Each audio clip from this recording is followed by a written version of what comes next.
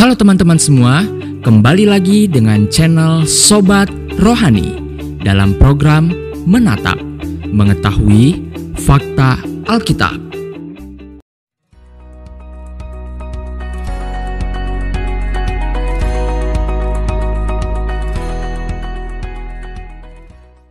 Menari adalah sebuah kegiatan yang menggerakkan anggota tubuh dan termasuk cara untuk mengekspresikan diri. Menari secara berirama senada dengan aliran musik yang dilakukan di tempat dan waktu tertentu untuk keperluan pergaulan, ungkapan perasaan, maksud, dan pikiran. Berikut ini adalah fakta Alkitab, orang-orang yang menari. Mari kita temukan faktanya. Miriam adalah putri dari Amram dan Yokebed, serta kakak perempuan dari Musa dan Harun.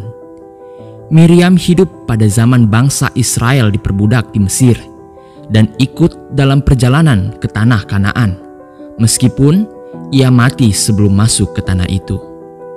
Miriam disebut sebagai seorang nabiah atau nabi perempuan yang mengajak perempuan-perempuan Israel menari-nari dan menyanyikan lagu kemenangan pada waktu bangsa Israel selamat menyeberangi Laut Merah. Orang Israel menari-nari di depan patung anak lembu emas. Anak lembu adalah berhala yang dibuat oleh bangsa Israel ketika Musa naik ke Gunung Sinai. Ketika turun dari gunung tersebut, Musa melihat anak lembu emas dan orang Israel yang menari-nari. Maka Musa menjadi marah. Kedua loh batu yang dibawanya dilemparkannya dari tangannya dan dipecahkannya di kaki gunung tersebut, sebab dosa besar yang telah dibuat Israel. Anak perempuan Yeftah. Anak perempuan Yeftah adalah seorang figur dalam Alkitab Perjanjian Lama yang ceritanya disebutkan dalam kitab Hakim-Hakim pasal 11. Hakim Yeftah memenangkan pertempuran atas Amon dan bernazar bahwa ia akan mempersembahkan hal pertama yang keluar dari rumahnya sebagai korban bakaran kepada Tuhan. Namun sayangnya anak tunggalnya lah yang keluar dari rumah sambil memukul rebana dan menari-nari untuk menyongsong ayahnya. Setelah 2 bulan berlalu, Yeftah menepati janjinya dan mempersembahkan putrinya. Suku Benyamin. Suku Benyamin adalah salah satu dari 12 suku Israel, putra Yakub. Menurut Alkitab, suku Benyamin mengambil istri dari antara para penari perempuan di Silo. Hal tersebut dilakukan setelah suku Benyamin hampir punah akibat pertempuran Gibea. Perempuan-perempuan Israel. Setelah kembali dari peperangan melawan orang Filistin, perempuan-perempuan Israel keluar dari segenap penjuru kota Israel sambil menyanyi dan menari-nari dengan memukul rebana, sebab Daud telah membunuh Goliat. Peristiwa tersebut membuat Saul membenci Daud karena mendengar nyanyian yang membandingkan prestasi perang antara Saul dan Daud. Semenjak saat itu, Saul selalu mendengki dan berusaha membunuh Daud sampai akhir hayatnya. Orang Amalek. Peristiwa ini adalah ujian yang diberikan Tuhan untuk Daud. Orang Amalek telah menyerbu tanah Negeb dan Ziklag. Semuanya telah dikalahkan dan juga dibakar habis. Setelah itu, orang Amalek asyik berpesta pora, makan minum sambil menari-nari karena jarahan yang besar yang telah dirampas oleh mereka. Namun, Daud dan para pengikutnya mengejar serta berhasil menyerang kembali dan melepaskan semua yang telah dirampas oleh orang Amalek itu. Raja Daud. Raja Daud menari-nari sekuat tenaga ketika tabut perjanjian dibawa ke Yerusalem.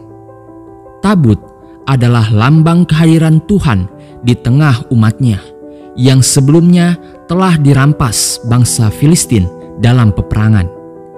Secara tradisi, jika sebuah rombongan kehormatan sedang melakukan perarakan atau pawai, para budak akan menari-nari di depan mereka seperti badut sebagai tanda penghormatan. Daud yang saat itu menjadi raja Israel menanggalkan semua kebesarannya dan berlaku seperti budak demi penghormatannya kepada Tuhan. Itulah sebabnya Mikal, istrinya, melakukan protes atas tindakan Daud tersebut. Ia menganggap tindakan menghinakan diri yang Daud lakukan tidak pantas bagi seorang raja. Nabi-nabi Baal.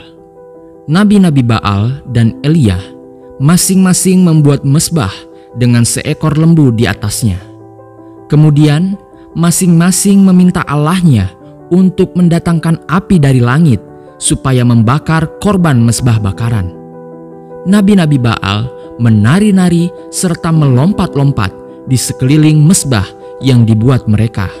Namun, nabi-nabi Baal tidak berhasil, sedangkan doa Elia didengar Tuhan yang mengirim api dari langit untuk membakar habis korban di mezbah. Anak perempuan Herodias. Peristiwa ini terjadi pada hari ulang tahun Herodes Antipas. Maka menarilah anak perempuan Herodias di tengah mereka untuk menyukakan hati Herodes. Tarian anak perempuan Herodias begitu mempesona sehingga Herodes bersumpah akan memberikan apa saja yang dimintanya. Maka Herodias menghasut anak perempuannya untuk meminta kepala Yohanes Pembaptis di atas sebuah talam, karena dasar dendam sebab Yohanes Pembaptis pernah mencela perkawinan Herodes dengan Herodias. Perumpamaan anak yang hilang. Perumpamaan anak yang hilang adalah sebuah perumpamaan yang diajarkan oleh Yesus kepada murid-muridnya. Setelah meminta harta warisan bagian miliknya, anak bungsu tersebut pergi berfoya-foya, dan ketika semua sudah habis, maka timbullah penyesalan. Anak tersebut merasa berdosa dan memutuskan untuk kembali kepada ayahnya. Ketika anaknya kembali, ayah dalam perumpamaan anak yang hilang mengadakan pesta besar disertai dengan tari-tarian. Perumpamaan tentang anak yang hilang ini adalah suatu perumpamaan yang sering dipakai untuk menggambarkan kesetiaan Allah yang tidak pernah berubah, sekalipun umatnya sering menyakiti hatinya dan meninggalkannya untuk pergi menikmati kesenangan duniawi. Itulah fakta Alkitab tentang orang-orang yang menari versi Sobat Rohani. Bila kalian dapat informasi yang terbaru dan menarik seputar fakta Alkitab, jangan lupa untuk like, komen, share, dan subscribe video berikut ini ya. Sampai jumpa di video berikutnya teman-teman. God bless.